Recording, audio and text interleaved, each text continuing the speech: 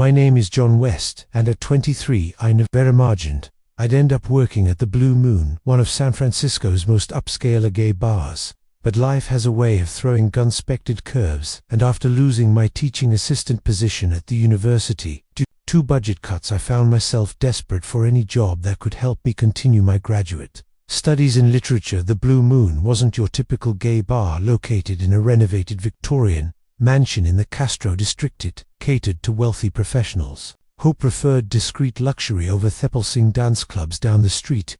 The dress code was strict. We servers wore tailored black slacks and crisp white shirts, and the customers typically arrived in expensive suits, fresh from their financial district. Officer Remember Julian, the manager, had told me during my interview, "We're selling an experience here. Conversation, competence and class, nothing more." The way he emphasized the last part made it clear that while flirting was expected, anything beyond that was strictly prohibited on the premises. I'd been working there for 3 months. When he first walked in, it was a quiet Tuesday evening. I was polishing glasses behind the mahogany bar. When the door opened even before I looked up, I sensed a shift in the room's energy, the kind that happens when someone notable enters. He was probably in his late 30s, with a kind-of presence that commanded attention without trying. His charcoal grey suit was obviously bespoke, and his dark hair had just enough silver at the temples to make him look distinguished rather than old. But it was his eyes that caught me, green with flecks of gold, sharp and observant as they scanned the room. "Welcome to the Blue Moon," I said, trying to keep my voice steady as he approached. "Bar, what can I get you?" "Mullen, 18 neat," he replied, his voice carrying a slight Boston ACC accent as he settled onto one of the leather bar stools. "Hested me with those remarkable ECR. New here." It wasn't a question, Booty. Nodded. "Anyway, 3 months now." "I'm Oliver Alexander Chase," he said, accepting the whiskey I placed before him. "But please call me Alex." I noticed he didn't offer a handshake. Customers rarely did at the Blue Moon. It helped maintain the illusion of distance, even as we survived their confidants and temporary compounds. "So Oliver," he said, taking a sip of his whiskey, "what brings a young man like you to a place like this?" It was a common enough question from customers, sorely asked out of polite interest or as a conversation. But something in the way Alex asked made me want to give him a real answer. "Graduate school is expensive," I said honestly, "and teaching assistants are harder to come by than you'd think." His eyebrows raised slightly. "What are you studying?" "Focusing on queer narratives in post-war fiction." A genuine smile crossed his face, transforming his features from merely handsome to devastating interesting. "Any particular authors?" "Tennessee Williams, James Baldwin Gore, V. Dole." I caught myself before he launched into a full academic discussion. "But I'm sure you didn't come here for a literature lecture." Actually, I took another sip of his whiskey. "I find it refreshing. Most people here want to talk about the stock market or real estate prices for the next hour." Whenever I wasn't serving other customers, we discussed books. Alex was surprisingly well read, offering insights about authors I'd studied and introducing me to ones I hadn't. He had a way of making forget where we were until Julian caught my eye from across the room, reminding me that this was still work. "You should probably circulate," I said reluctantly. Alex nodded, understanding the unspoken rules of the place. "Of course." He finished his drink and stood pulling out his wallet with his bill. "Hello, a generous tip and a business card if you ever want to continue a literary discussion in a more academic setting." The card was heavy cream colored stock with raised text, "Alexander Chase, PhD, Professor of Contemporary Literature, Stanford University." My heart skipped a beat as I watched him leave. I just spent an hour discussing literature with one of the most respected scholars in my field, and he happened to be the most attractive man he'd seen in months. For the next week, he couldn't get Alex out of my mind. His business card sat in my wallet, a constant temptation as a graduate student. The opportunity to connect with a Stanford professor in my field was invaluable, but I knew that wasn't the only reason. I kept thinking about him here. To the Blue Moon the following Tuesday exactly at 8:00 p.m. This time wasn't wearing a suit, but rather a charcoal cashmere sweater that made high size look even more striking. "Mullen, 18?" I asked as he approached. "You remember?" Smiled, sliding onto the same bar stool. "How's the thesis coming along?"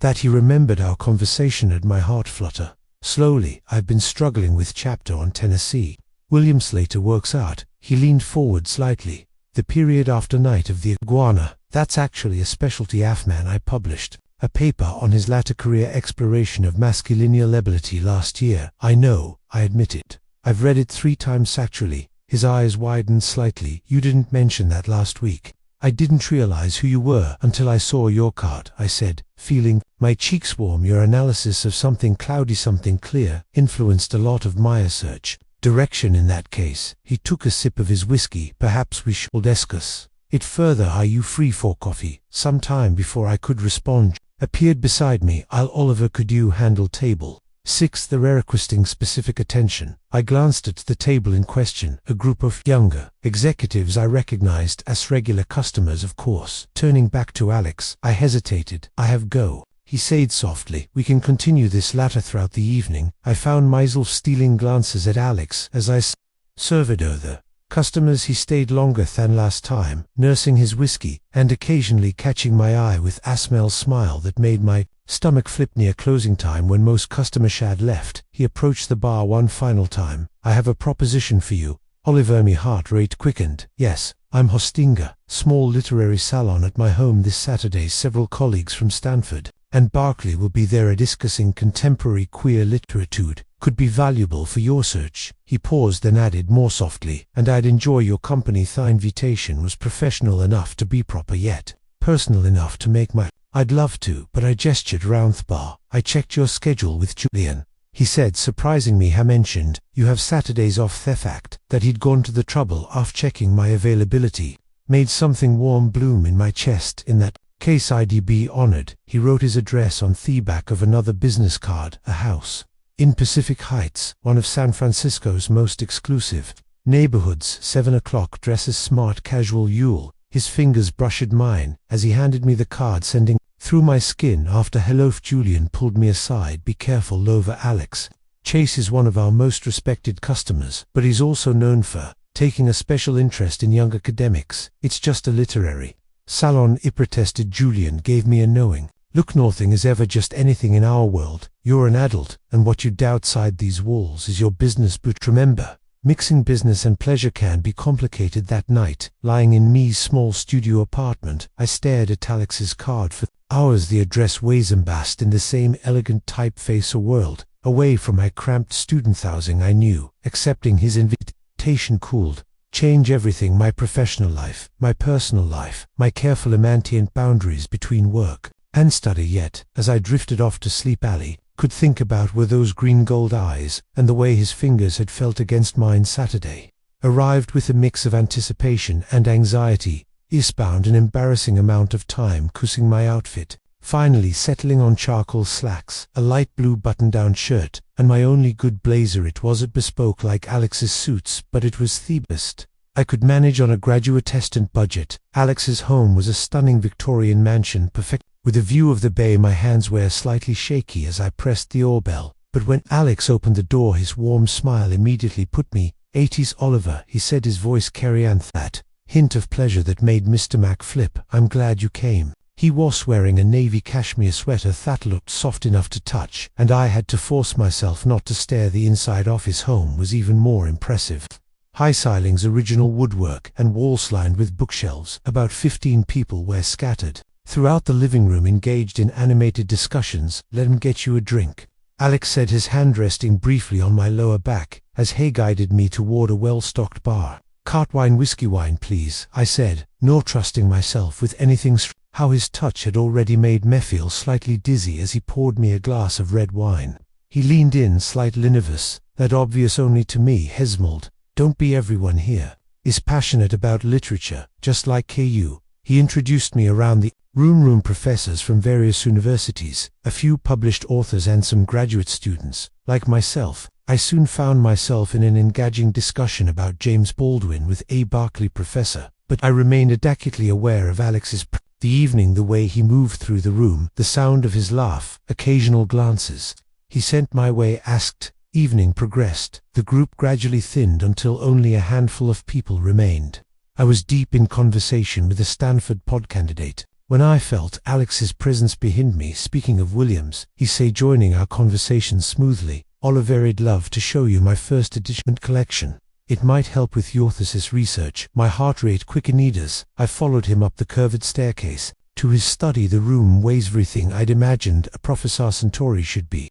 Leather chairs, a massive desk, and walls of books. Thesia, incredible, I breathed, carefully handling a first edition of Cat on a hot tin roof. The marginalia is particularientist, Alex said, stepping closer. He could smell his cologne, and subtle, that made my head spin slightly. Look at his notes here. He reached around me to turn a page. Hishist, barely brushing my back. Thecontact, though minimal scent. Electricity through my body. I turned slightly and suddenly, we were face to face. Inches apart. Oliver, he said softly, his icy irking min. I want to be clear about something. I'm genuinely interested in your academic work. That's not the only reason I invited you here tonight. My breath caught. It's not. No. His hand came up to my face, thumb brushing my cheekbone. I haven't been able to stop thinking about you since that first night at the bar, but I need you to understand. This has nothing to do with your job there. If anything happens between us, it would be entirely separate. That context, I want that too, he whispered, surprised by my own boldness. If thought about you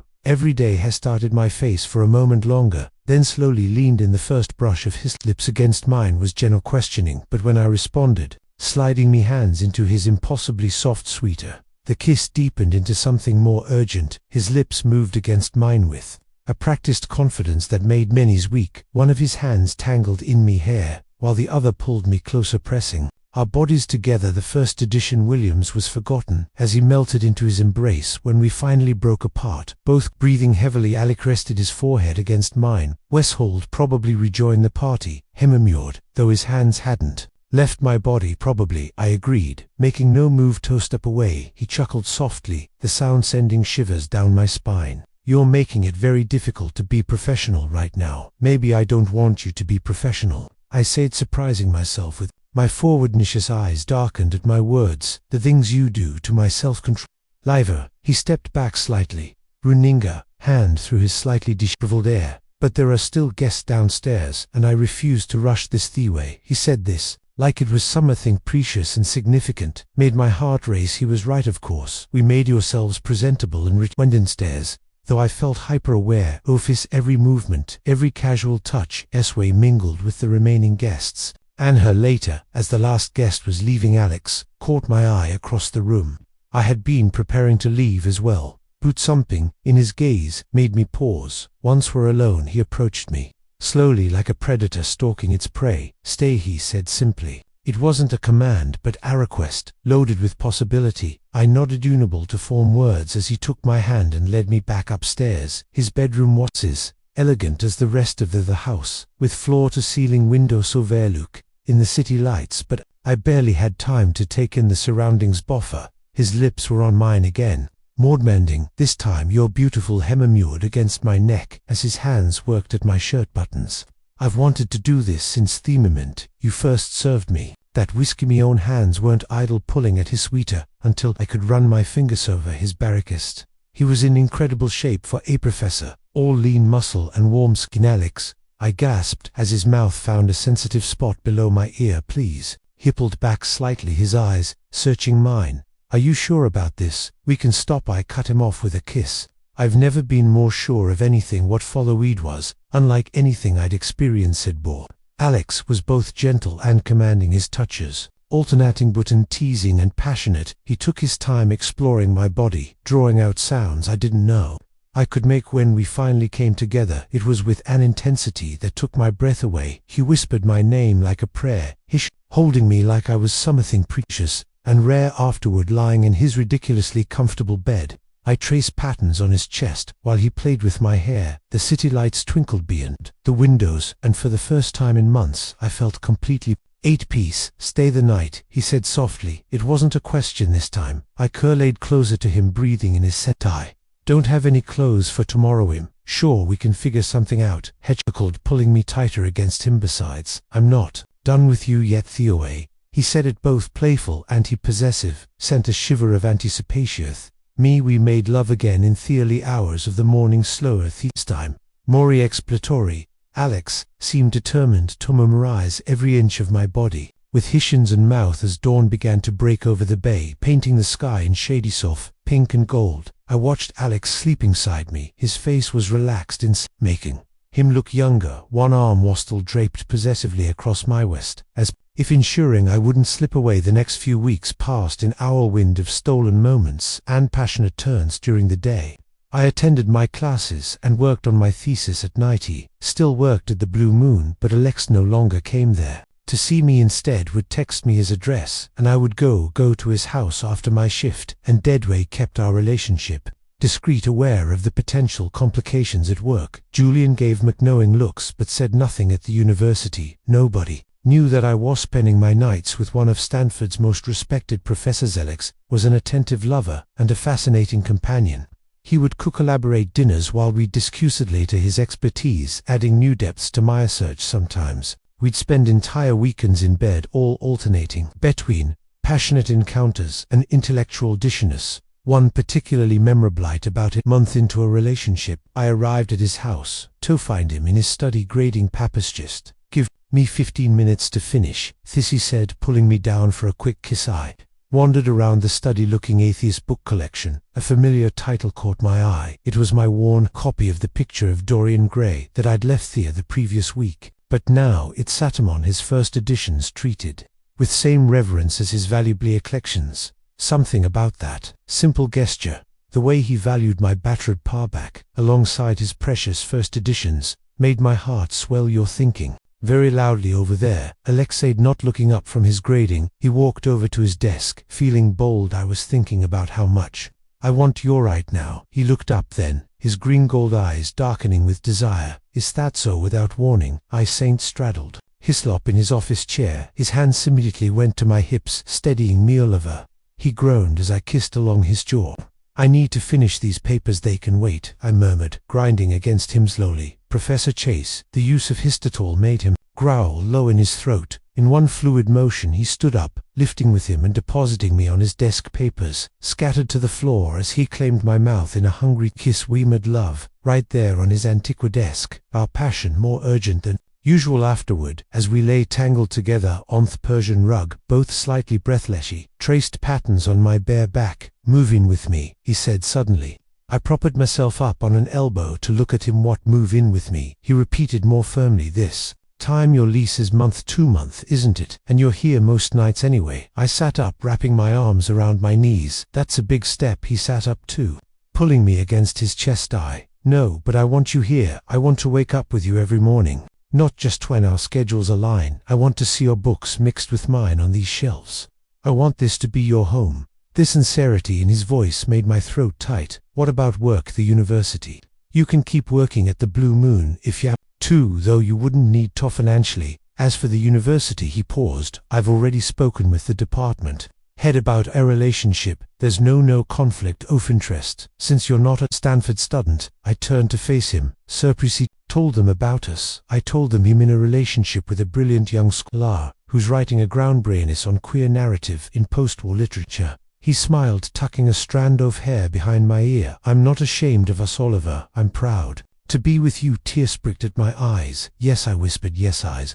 I'll move in with you." His kiss waystander, this time full of promise and future episcopus. We made love again right there on the study floor, slower and more intimate than before. Moving in with Alex changed everything and nothing. At the same time, our routine shifted naturally. Morning coffee shared on the balcony overlooking the bay, late night discussions in his now our study, casual domestic moments that felt surprising. Glirit. I gave notice at the Blue Moon. Julian hugged me goodbye on my last night, whispering, "I'm happy for you, Oliver, but remember, you achieved this on your own merit." Alex helped me move my modest belongings into his house. My books found homes among his collections. My laptop took up permanent residence on only corner of the antique desk, and my cloths, which looked almost shabby next to his tailored wardrobe, filled a section of his walk-in closet on a vanning. About 2 weeks after I moved in, he found Alex in the study, holding something in his hands. "What's that?" I asked. Settling onto the arm of his leather chair, he showed me a worn journal. "My dissertation notes from graduate school." "I was thinking about what Julian said at your goodbye party about achieving things on your own merit." Pulled me into his lap. "He's right. No, you're not just my lover, Oliver. You're a brilliant scholar in your own right." "I don't feel very brilliant sometimes," I admitted, "especially when I'm surrounded by all this." I gestured to his library. "Let me show you something." He opened the journal to a page filled with messy handwriting and coffee stains. I was where you are, says, struggling with my thesis, questioning my worth in academia. Look at this notation here. He pointed to a marginalia about Tennessee Williams. Your analysis of his later works goes far beyond what he was capable of at your age. His words swarmed me, but something else caught my attention. Is that why you were so... When I mentioned Williams that first night, partially hesmalled though, I was more interested in the passionate way your eyes lit up when you talked about his work. You reminded of myself at your age. Except considering more attractive, I laugh at to straddle his lap unlike considerably fishing for compliments. Mr. West, his hands settled on my hips, a familiar gesture that still sent shivers down my spine perhaps. Professor Chase, he rolled my hips slowly, drawing a groan from him. Would you care to elaborate on just how attractive you find me? Instead of answering, he stood up, carrying me with him. I think this calls for a practical demonstration. He carried me to a bedroom, laying me down on the silk sheets he'd recently bought, claiming they were easier on sensitive skin. After particularly vigorous activities, as undressed me slowly, he whispered praise against my skin. Not just about my physical attributes, but about my intelligence, my passion for literature, me determination. Later, we lay tangled in silk sheets. Alex propped himself up on one elbow to look at me. I love you, Oliver. It was the first time either of us had said those words. My heart seemed to stop for a moment before racing double time. I know it might seem fast, he continued, his free hand tracing patterns on my chest. Beauty've never been more certain of anything. You've brought something into my life that I didn't even know was missing, not just passion or companionship, but a kind of completion. Tears pricked at my eyes. I love you to Alex so much it scares me sometimes. He kissed me, then soft and sweet. Don't be scared, we're in this together. That night marked a turning point in our relationship. The physical passion was still there. If anything, it grew stronger with the acknowledgement of deeper feelings, but there was also a new level of emotional intimacy that made everything more intense. The months that followed were some of the happiest of my life. My thesis work progressed considerably, helped by having access to Lix's extensive library and his brilliant mind. He was careful to guide without overshadowing, always ensuring my work remained authentically my own. Weffel into comfortable routines, morning coffee on the balcony where Alex would read the newspaper while I worked on my evening walks through Pacific Heights, our hands brushing as we discussed literature, politics, art. Late nights in the study where intellectual dissonance often turned into passionate encounters. One particularly memorable evening, I was struggling with a crucial chapter of my thesis. Alex found me surrounded by books and notes, pulling at me hair in frustration. Talk me through it, he said, settling into his leather chair and pulling me onto his lap. I explained the connection I was trying to all make between Williams's later works and modern queer theory. Alex listened ardently, his fingers absently running through my hair in a way that helped me relax and think more clearly. You're overthinking it, he said finally. The connection is there in the text itself. Remember what you told me that first night at the bar about the raw authenticity in his later work? Something clicked in my mind, of course. I breathed, turning to kiss him quickly, bare, scrambling back to my lap to pure. Brilliant. No, he smiled, watching type. Frantically, I just know how to listen to you. 2 months later, I defended my thesis. Alex couldn't be on my committee due to our relationship. Beth sat in the audience, his proud smile giving me confidence. When I finished my presentation, the committee's response was overwhelmingly positive. One professor even called my analysis groundbreaking that night. Alex threw a celebration dinner at our home. I invited my committee members, several colleagues, and even Julian from the Blue Moon, as I watched him move through the crowd, effortlessly charming our guests while constantly checking that my wineglass was full. I felt overwhelmed with love for him. Later, after the guests had left, we stood on the balcony, overlooking the city lights. Alex wrapped his arms me from behind, resting his chin in my shoulder. I have something for you, murmured, pressing a small box into my hands. Inside was a key on an antique silver keychain. But I already have a key to the house, I said. Confused look. Clesarat, the key, engraved on the silverware the words "Forever Yours, AC," and a date, the day we first met at the Blue Moon. I know it's not a traditional symbol, Alex said, turning me to face him, but I wanted you to have something that represents my commitment to you. You're in it. Just living in my house. Oliver, this is our home. You're my partner, my equal. Me. Love. Tears blurred my vision as he pulled him into a kiss. I love you. he whispered against his lips. I love you too. He smiled now. Dr. West, shall we continue this celebration upstairs? As held me to our bedroom, I thought, Abutho, far we'd come from that first night at the Blue Moon. What had started as an attraction between a bartender and a professor had grown into something profound and lasting. Our age difference, our different none of it mattered. What mattered was the way we cleansed each other, intellectualised each other emotionally, and loved each other completely in bed that night. As Alex made love to me with fearsome passion and tenderness, as our first time, I knew with absolute certainty Thethys was where I belonged, not just in this house or in this bed, but in this life. We'd built together a life of literature and love, of intellectual discourse and physical passion, of mutual respect and deep understanding. As Wed drifted off to sleep, Alex's arms around him and his heartbeat steady against my back, I smiled, thinking about that first whiskey. I'd served him sometimes the most extraordinary love stories, begin in the most ordinary moments,